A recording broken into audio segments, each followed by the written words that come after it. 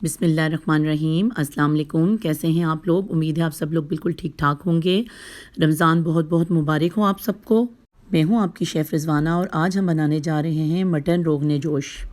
1 kilo mutton लेंगे हम, इसके साथ ही 2 अदद प्याज लेंगे हम, साथ ही हम लेंगे 3 अदद टमाटर, 2 लहसुन चॉप किए हुए, सालन मसाला 1 चम्मच, खुश्क धनिया, सफ़ेद ज़ीरा और नमक का 1 बड़ा चम्मच, गरम मसाला 1 बड़ा चम्मच, सुरख मिर्च 1 बड़ा चम्मच और कलवंजी का 1 छोटा चम्मच, चाट मसाला 1 बड़ा चम्मच, देसी घी के 2 बड़े चम्मच, मक्खन के 2 बड़े चम्मच और इसके साथ ही दही के लेंगे हम 3 बड़े चम्मच। प्याज को लाल करेंगे, इसमें मटन को डाल के 10 मिनट के लिए फ्राई करेंगे। दही में तमाम मसाला जात डाल के 10 मिनट के लिए मज़ीद मटन को भून लेंगे।